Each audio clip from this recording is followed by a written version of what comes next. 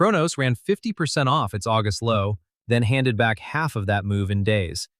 Here's the part almost nobody is doing the math on. Every month, 1.16 billion CRO unlocks from Treasury, roughly $70 million of fresh supply arriving on the 16th, out to 2030. Meanwhile, the entire Cronos blockchain produced under $5,000 of revenue last month. 5,000. And I'm still buying. Let me show you why and exactly where. CRO trades just under 6 cents, inside a structure compressing since 2021. That pattern either resolves violently upward or breaks and hands you a much better entry. The fundamentals and the chart are pulling in opposite directions right now, and that tension is where asymmetric setups live. Because what this company promises changed dramatically this month. On August 7th, two things happened a few hours apart.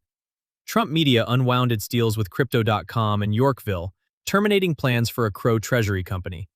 Then Chris Marszalek, the founder, confirmed the proposed ETFs and that Treasury vehicle don't make sense under current market conditions and said the CRO committed to it gets reallocated elsewhere.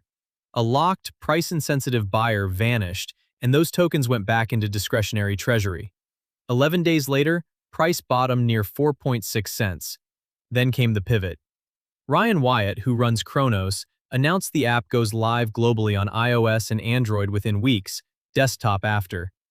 Their site pitches 10 times buying power on every market: stocks, crypto, perpetuals, prediction markets.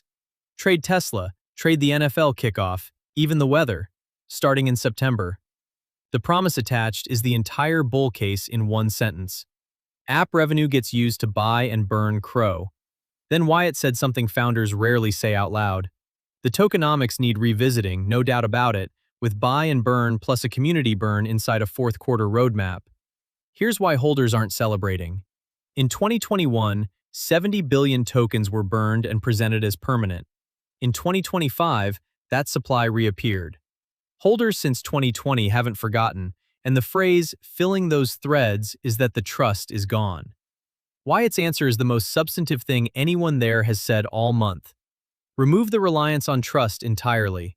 Delete the ability to ever remint, delete the mint contract, and make any reversal require a governance proposal rather than an executive decision. If that ships and it's verifiable on-chain, the risk profile here changes. A sharper critique deserves airtime. If Crypto.com pays CRO for card and staking rewards, is it buying that CRO on the open market or pulling from Treasury? Nobody has answered. Open market buying supports price. Treasury distribution does the opposite. Meanwhile, Citadel put $400 million into Crypto.com at a $20 billion valuation, so the exchange is worth 7 times its own token. That gap is either the opportunity or the warning. Now the uncomfortable numbers. Total value locked sits near $265 million, and about 65% is idle stablecoins bridged in from other chains. Around 3,000 active addresses a day.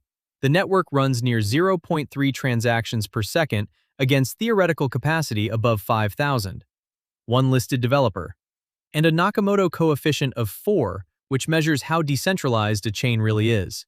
4 entities could halt it, so the chain can't fund a meaningful burn. Torch every dollar of on-chain revenue, and you'd offset under 1% of annual unlock. Which is why it has to come from the app. And one warning. Public dashboard revenue for the Cronos chain is not the Cronos app's revenue. Different entities. The app hasn't published a single figure, and it's still behind a waitlist with regional restrictions. So let's go to the chart because price already knows part of this. This is the weekly time frame, and the orange dashed structure matters first.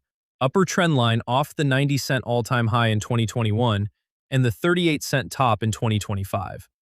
Lower trend line connecting lows near 5 cents in December 2020, again in 2023, and again this year. That's a falling wedge. Price makes lower highs, but the lows compress faster than the highs fall, so the range squeezes shut.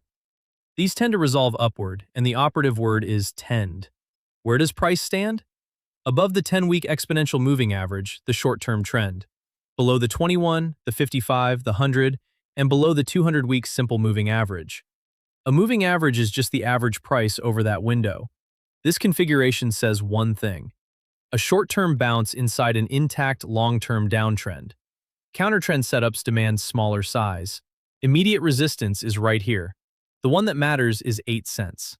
That was major support until January, and broken support flips into resistance because everyone trapped above wants out at break-even. Below, 5 cents is the first shelf, then wedge support. My Fibonacci extension is anchored from 8 cents through the 2025 low up to the 30-cent high. That gives a golden pocket at 13 cents above and a 1618 Fibonacci extension near 3.5 cents below, never tested. On the Fibonacci Relative Strength Index under price, momentum is climbing out of extreme oversold toward neutral and pointing higher. It's a smoothed momentum reading and the strongest technical argument on this chart. There's also a dense liquidation cluster around 4.5 cents. Clusters behave like magnets, so a flush toward 5 cents before any real move up would not surprise me. Here's my execution. Load zone is the green box, 4 to 6 cents, split 3 ways.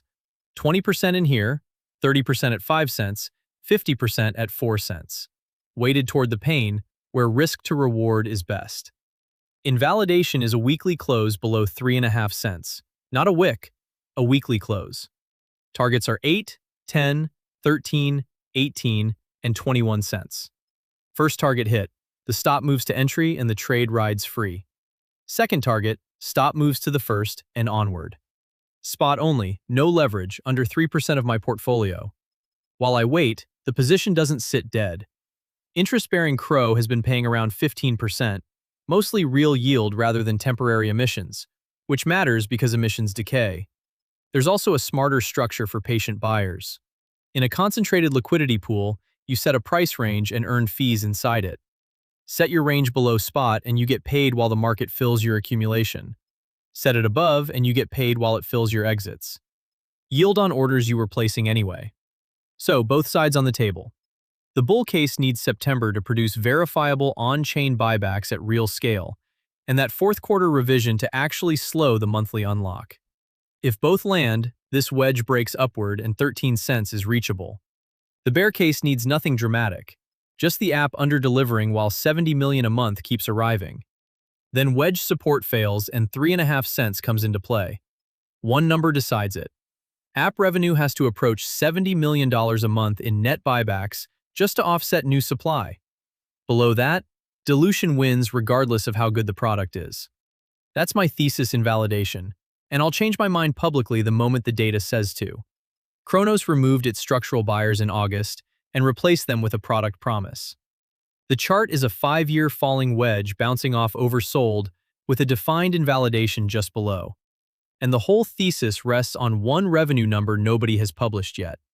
Experience teaches you that the best asymmetric bets look uncomfortable, and the discipline is all in the size. If this helped you think more clearly, hit like and subscribe. If you want to see how I execute this in real time, that's the Pro Capital Vault. Live portfolio, exact buy and sell zones, weekly strategy calls, prep reports, direct access to me. Hit join below, use the link in the description or pinned comment, or scan the QR code on screen.